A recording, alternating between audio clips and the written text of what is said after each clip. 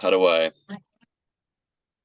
Okay, so I forgot to turn on the recording. I mean, like the first 5 minutes of the second part of the interview aren't really that important anyway. So Yeah, I mean, we were just kind of getting motivational. yeah, yeah. Anyways, yeah.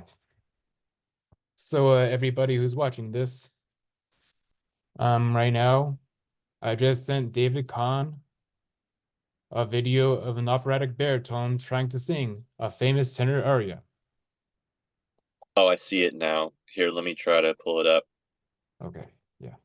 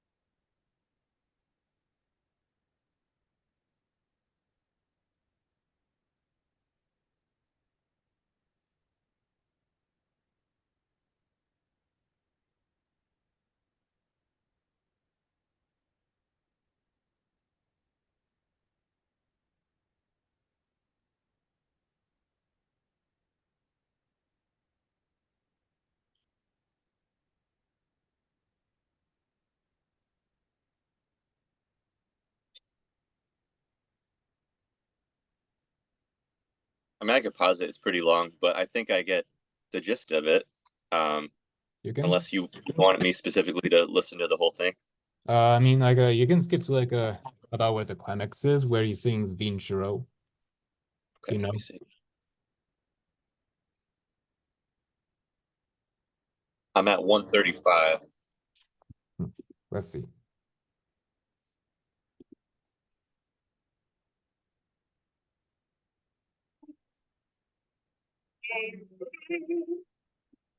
Try going 2 minutes into it, perhaps. Yeah.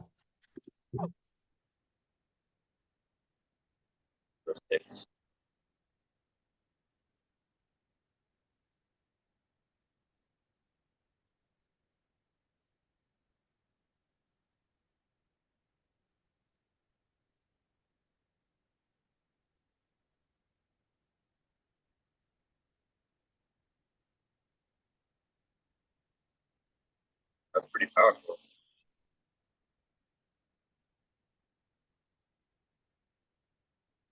So that's the climax. Yeah, when he goes like, oh, Yeah, that was pretty crazy. A little higher than I expected him to go, and it's, I mean, what is my reaction to it? It's very impressive. He has almost what I was talking about earlier. Is like he almost has like what I would, they call him a Verity baritone in here, but that almost feels held in tenory to me. I yeah. don't have perfect pitch, but I'm gonna guess that high note sounds like it's got to at least be like a high A. It's a B4. So it's like B4. he is one of the exceptions. I mean, he also has recorded a resonant low E, like a resonant E2 before. Yeah, yeah. So that to me is like that feels, strong held in tenor, in my interpretation That's of fair. what that would be. Because the reason why is because he still has that weight all the way up until the peak of his notes.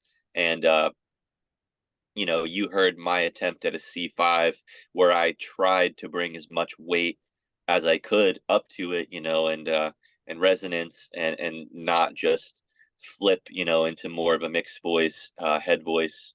And but I don't think that I have the weight that he has up there. It's interesting because when I sing in a tenor range, it's funny. Like somebody once said on one of my videos, they called me a catfish They said I was a catfish to their ears. So like, I think that's interesting because it's odd that I can be weighty in my low range, but I could be light in my low range. I could be weighty, not quite as weighty as him in my upper range, but I can be weighty in my upper range. But it's not the way I typically shoot for when I do go into my upper range. I guess this is because of the name of what I do. It's people don't care about who I am in the majority of the shows that I play. I just am there to sing for a corporate band or a wedding or some party, and yeah, so they just want me to sound like the records. You know, they're not going to want me to be like a weighty bass, and at least that's what my agent says, and I think he's right. When I do these events, people just want me to be James Brown, Michael Jackson, Justin Timberlake, because it's the most fun for them at the event, and they don't expect to become like my diehard fan. They're just there for their wedding or their party, and they just want to have a good time. But that's not to say that a lot of people don't come and talk to me and want to know more and become fans of me from doing it. What's the point? Is like I feel like I'm getting hired to play a role. So when I'm hired to play that role, I try to be what I'm wanted to be as far as what everyone is saying. And that's just, a light kind of lyric tenor, I guess. And yeah, I don't know. So like it's interesting to hear that because that's so much weight in an extreme upper tenor range, but that guy has so much weight in he brings it all the way up to the top. But you hear, I don't know when that recording's from. It sounds like it's an older recording, but it almost peaks in the audio, at least playing it back on my phone, when he reaches the high B note. And I imagine that's probably because he was extremely like deafening loud wherever that was. Me. I mean, I wouldn't say that his best note in that was the B4, but his B4 was better than most baritones It because was impressive, it was yeah, it was it was most crazy baritones will powerful. struggle with that. Will Yeah, right. struggle Most and most will baritones could not sing that high. yeah. Anyways, I'm gonna send you a video of an operatic bass singing a bass aria. It's like nothing like super unique in the opera world, but Okay, this is bass. yep, All right, we got ads. yeah, that makes sense.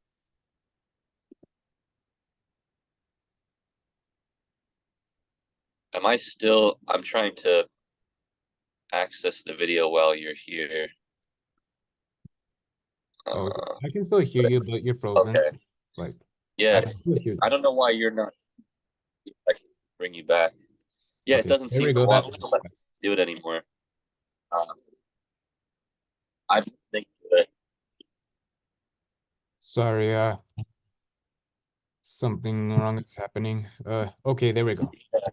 I'm trying to. Oh wait, so I got you back, but now when I go to play the video, it goes away. Oh, I think we got it.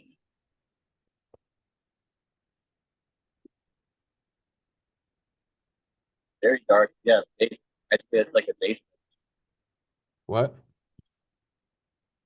I'm listening now. Yeah, he's coming out swinging with some bassy resonance. Yeah.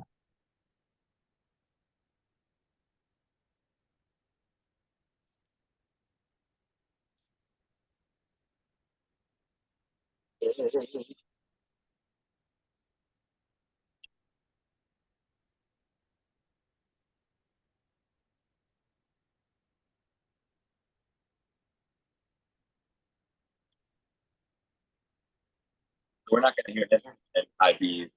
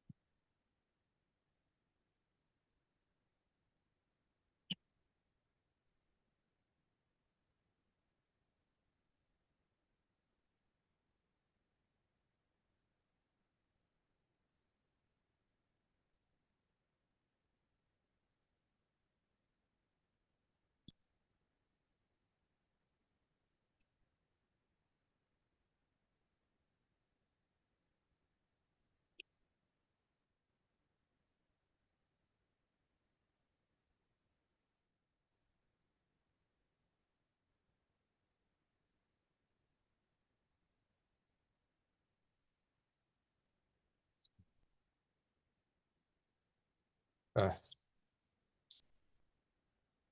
how far in the video are you? I'm at 223. Okay. Well, let me see. Okay, so go to 320. Okay. Okay.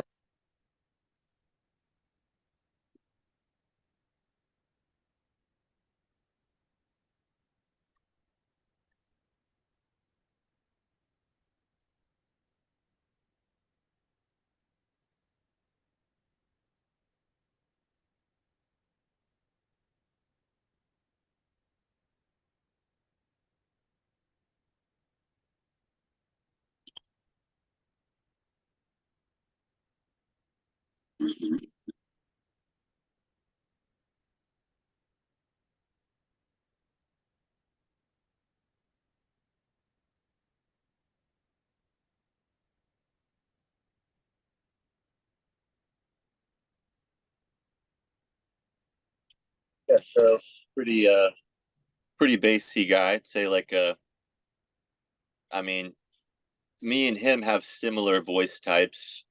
Uh but he doesn't seem to have studied into like, contemporary belt because I don't think contemporary belt was really a thing probably when that was recorded. I mean, I think that Frank Sinatra lived around that time, but Sinatra Frank was Sinatra a didn't. singer. Frank Sinatra never really mixed belted either. He Yeah. pretty much stayed in a bel canto chest resonance like his entire career, from what I've heard. Yeah, I've so heard him sing high notes, but never into a mixed belt. how did you and David Larson meet? That's a good question. Yeah, I shout out to D Larson. We haven't spoken a long time. Um, but yeah, he was definitely a good friend, and he is a big influence on kind of like I almost attribute him to the reason I started a YouTube channel, which was huge. I think that was that marked a big productive move forward in my entire career because it was like I showed myself to exist on the internet, and I would have never probably done that if it wasn't for him because he was like into acapella and just vocal stuff. And Beatboxing. yeah. But even more just vocal stuff when we first met. The beatboxing stuff in him came later.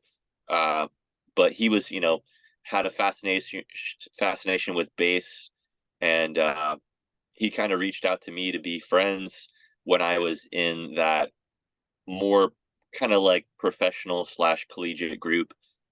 He was friends with everybody in that, and he kind of like pursued filming stuff of me like in a stairwell or just wherever, and just kind of had a fascination with my voice in a way that he wanted to document it on video and then put it up on his YouTube channel, which I was like, cool, like that's interesting. Nobody's ever like pursued me to do that before, and I was flattered, and he was a cool guy. So yeah, I was really into it. And then watching some of those videos do really well in his channel with somebody that doesn't have a channel or didn't really even have social media at that time. It was interesting because I would see people comment like in his videos of us, and they would be like, "Wow, we really like this David Kahn guy. Like, where can we find more of him?" And he would be like, "Nowhere. He doesn't have social media." And I would just like read that comment over and over. I'd be like, wow, I seem like an asshole. Like, like these people just want to like watch more of my stuff and and they want to support and be nice. And I like don't exist. And it's like now I feel like I'm like in trouble, because like I'm not showcasing and documenting and recording. But at that time before, like I just like, like I was telling you, I kind of just got into music late into my early 20s, and then didn't really think about social media because I was doing it for fun, just in the acapella groups, hanging out with people, which was great. And then getting into it in a professional level, doing it at Disney and all that. I did all of that without social media. So in a way, it felt really wonderful and pure. Like, like I didn't have anybody's opinion or anybody, like about anything I was doing, and I was already making, borderline a living doing it. But then, it was fascinating to have Dave come through and sort of like document it and then take it to the internet, because I think then at that point David helped me to sort of like realize that I was special, because he put my stuff on the internet and I just saw people's reaction. And I don't know, it was a magical time, because I think both of our channels aren't really performing as well as they were. And like his channel was going crazy for a while, but I think, it was a magical time where the algorithm heavily favored on YouTube somebody, that was even just up and coming doing base things. And yeah, so really thankful for him to document me at that time and sort of like open my eyes to see, like, wow, people care about this thing that I've just been kind of doing in like a disposable way for my own entertainment and just making a little bit of money on the weekend. Like the internet is fascinated by this. Wow, huh, I didn't even know that. And I had a couple people in my life that kind of like made me understand that, like, because I thought being bass was bad, for probably the majority of my life, because I was like, oh, well, that means I can't sing anything. But then I realized it's like, no, there's a whole other counterculture of singing where it's like, that guy you just sent me, and people like Barry White, and Avi Kaplan and JD Sumner, where it's like they're not necessarily always on the radio, but when you look into it, you'll see that it's a really interesting kind of just unique voice type that you can definitely still make a living doing, and is in high demand for certain scenarios, whether that's like a bass a cappella group or a choir or Elvis Presley's background vocalist. Uh, it's very in demand in like these niche situations. So yeah, long answer for your question about D Larson, but yeah, we just sort of met where he saw me in the acapella group that I was in. It's called Voice Box, with a collegiate, professional one, and we made friends through that. But then we also went to this acapella summer camp called, what was it called? Camp Acapella. It was ran by Deke Sharon. Deke Sharon's, a good friend as well from that program. And yeah, me and Dave went there and we jammed with a bunch of different people there and had a good time. Uh, yeah, so kind of just with between acapellas where we became friends, I guess. Okay. So the next thing hmm, I wonder what next question there is. So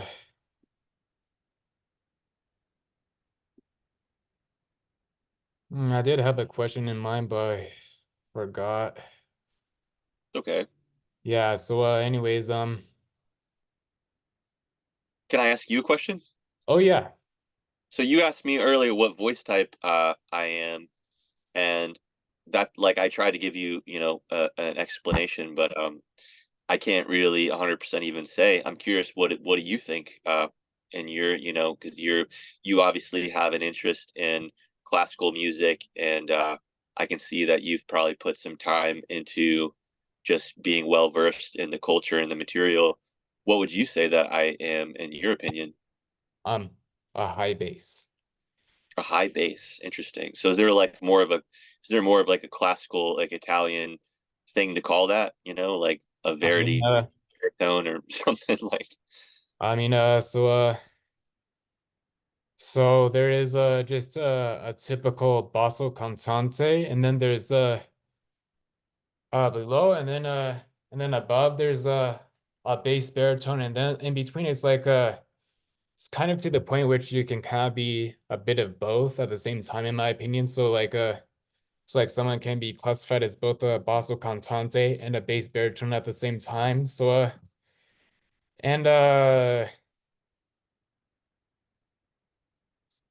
And a bass baritone, a lot of people out there mistake it as like just either its own category or like not quite a bass, but almost there, like a lower baritone. But like it can be both. It can be both Right, a bass or a baritone. So right. yeah, I would agree. yeah. So like that's around where I would put you. A bass with good high notes. Because you do have a high range that is unusual for a bass. Thank you. Thank you. Yeah. Yeah, it's and that wasn't natural, you know, that took an extensive kind of obsessive amount of work with a bit of instruction and just kind of a odd level of like resentment or being forced into like the bass box, if you will, in a way that people sort of push on you like you're a bass, you shouldn't even try to sing high notes kind of like energy, and like you're gonna hurt yourself, don't do that, that's bad. And it's like I don't know, that type of energy sort of like had a ricochet back, you know, uh whatever, like whiplash effect on me, where I sort of like rechanneled it, and in my mind I was always like, but what if I just work on it carefully all the time? Then like where can it lead? And that was sort of like the energy of like almost an experiment for where I'm kind of at the moment. And yeah, I appreciate you noticing, you know, because you'd be surprised, you know, like I appreciate that you notice and that you're fascinated and care, and that's not always super common. And I think it's I'm in such a weird scenario where it's like I have, you know, almost like a such a weird rare ability that people almost don't even understand what's going on, and some people could almost get like offended and not like it, you know. Like I've had comments on professional gigs where people are like, what's up with this guy, like he just fluctuates all the time, you know. Like, you know, Yeah. where it's like they're not excited about the fact that I have a large vocal range, they like are offended. You What? know, I like wonder the why. nerve of this guy having a world record vocal range, you know? Like get Yeah, this that is asshole out of very here. that Find is find us a very regular what's it? tenor. Find us a regular tenor that only has 2 octaves of voice, you know? And it's like, but what's the, you know, what, I can't be surprised or upset by that because the average person, you know, doesn't have like an extensive musical interest like you do or I do, where, you know, we go almost nerdy level of you know, diving into what is normal, what's, you know, extraordinary, and where do most people lie.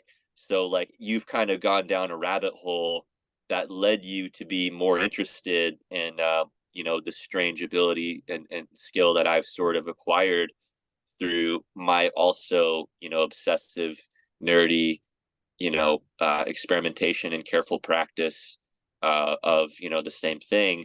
But it's funny, you know, because like the real world, like the average person doesn't care. It's like my point, you know, is what I found. But like I'd say a lot of people do care though, and I've had plenty of gigs where people have came up to me. A lot of times they're musicians, but then they're like, you know, whoa, like you're weird, like with what you can do, you know. And I've had, you know, like my band that I'm in, you know, consists of like a guitar player who's kind of became my best friend or one of them out here, and he gigs around with a lot of big bands, like, and even this girl that I'm playing, you know, she plays drums for me, she plays with like Adam Lambert and, you know, some different people, like. So what I find though is that people that are musicians, they care, and it's awesome because like, you know, this guitarist and her, um they play with such extensive talent where I'm like kind of really no one as far as like how successful I am as an artist. You know, I've really just been like in the workforce of the music industry and kind of like a ghost voice for events and recordings. but I aspire and I'm taking steps forward all the time still to push myself as an artist. Like, I don't know if you've heard my stuff on like Spotify or Apple Music or anything like that, Hmm. but like, I mean, I I'm did download one of your YouTube videos as an MP3, and yeah. then I uploaded it to my Apple Music. I mean, like Nice. privately, of course, because Okay. Well, it's not I like my appreciate own song. yeah, well, I appreciate that. And yeah, it's just so, long story short, um I just I want to I want to fully invest myself further into being an artist and a band and somebody that kind of can make having a large vocal range interesting and more mainstream, kind of like in a way, like I like to use the example of somebody like Barry White or Lou Rawls, people that were really basses but worked their voices into a tenor range and had a stick band and then write a bunch of songs and continue to play shows with that band. So that's what I'm working on at this moment. Which is who's Lou Rawl? How do you spell it? Can you type it in the chat?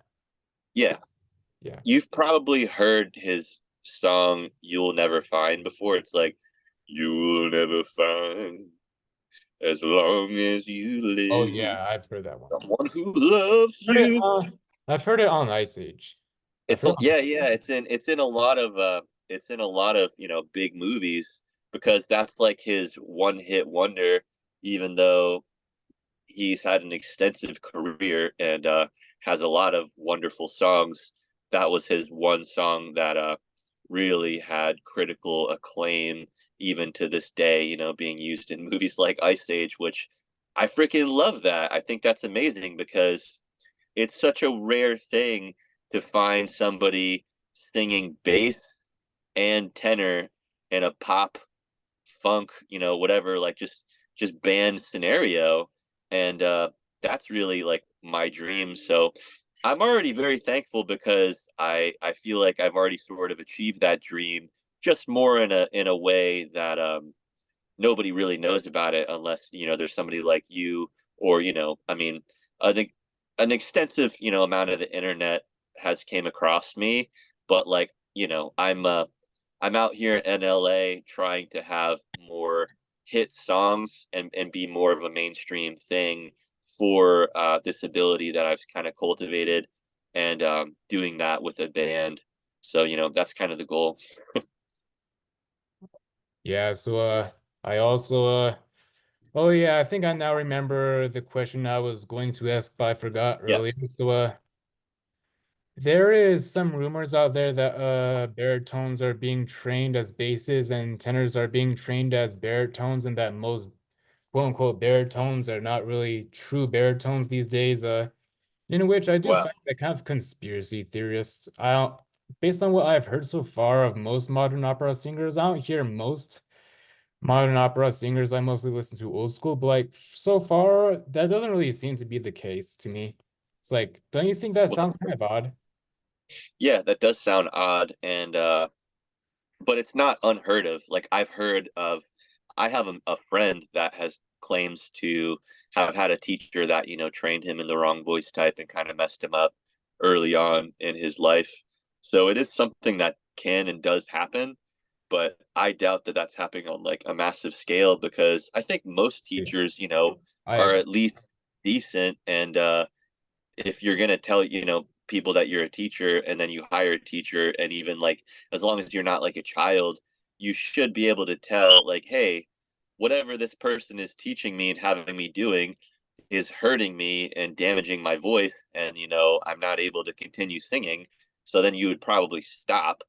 So I think that would happen more often before somebody just goes their whole life and trains in the wrong thing. um, but to some degree, if you're very careful, uh, as a lower voice person, I think you can healthily train up to be. I think in a way, I guess what I'm trying to say is like there's so many people out there that are like a bass, but they've never sang, not a day in their life. And maybe they tried and then, like me, like they're like, I can't do it. And then they give up. But like you hear them talk and they're like, yeah, it's like they just like have like a crazy low range. But what percentage of those people could do exactly what I've done and just dedicate their life to then studying how to work their voice up just as high as they can get it. And at that point, maybe kind of also achieve notes in a tenor range. Like, so I guess what I'm saying is like, I think that I did it in a way that was safe and ultimately has became a wonderful gift and skill to have developed. And I think that most people with a lower voice type can safely train up to a tenor range, but it's like, expect to, be training at that for like 20,000 hours and being very careful and, taking like a day off if you really went hard like the day before and just like it not being an easy thing to do. But I think the anatomically the bass vocal cords and low bass baritone vocal cords, they're thick, so they have the ability to stretch far, farther than a tenor. But it's, since they're so thick, it requires an extensive amount of training and understanding how to properly train, and not hurt yourself. So that's why it's such a rare thing, I guess, to where I've trained it to, because I don't know, you could maybe say that I've gone a little bit reckless, and how Mm, far I've pushed things. not But really. You sound like you are comfortable. So there's that. So in anyways, I also have another question.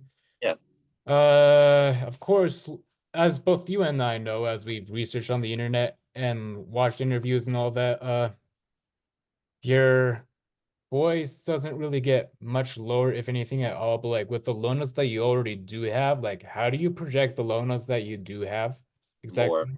Yeah, yeah, and that's a very good point to make, and it's an important point to make. Is there's really no way that you can add lower chest voice notes. It's really something that you have to be born with. But what you do have, you might be able to scrape, another another full note, below, and definitely a couple full notes below at, depending on different regiment choices you're making for long periods of time. But some of those could be unhealthy, and I might not even recommend them. But they can be done. And, from a healthy standpoint, I'd say it really just comes back to your breath support. And a lot of people underestimate how much you can put into, gaining more breath support, because it's like if you're playing a saxophone or a trumpet, like a saxophone or a trumpet has a lowest note that can be produced. It's the bottom note. So like if you learn how to play saxophone or trumpet like within a couple days, you can press that note, you can make that note come out, but it's not going to sound like Charlie Parker, or Dizzy Gillespie, or somebody that's spent their whole life working on breath support to make their instrument as loud and as powerful as they can, as far as, finessing it all the way in between with dynamic contrast and, not just blasting notes only, but like being really loud when they need to be in a tasteful way. So, yeah, I mean, it really, the safest thing I would recommend would be just looking more into breath support, more into, your posture and your resonance, trying to harness that, and good technique. I think that's another huge one, because it's like if you're trying to sing low notes and you're not producing a lot of space, like if you don't have your soft palate raised, things like that, you're going to get a thinner sound than you could if you had basic training in classical music, like things like bel canto and yeah, so getting some basic technique and understanding how to open up your voice as much as possible, and then learning breath support really is a lifetime of dedication to, you can keep working on it forever, and then you'll hear people that do and end up like Pavarotti or people like that. Those are examples of people that have just worked on their breath support their entire life, and you hear them like they sound very powerful, and so you can do that and then work on keeping your voice open with technique and just exploring into your lower range. If you want to go into the unhealthy side of things, I don't recommend, but being dehydrated, drinking alcohol, smoking, uh, oversleeping, sleeping all the time, these are all things you can do to stretch what you do have, but I wouldn't recommend them. But I've used them like when I was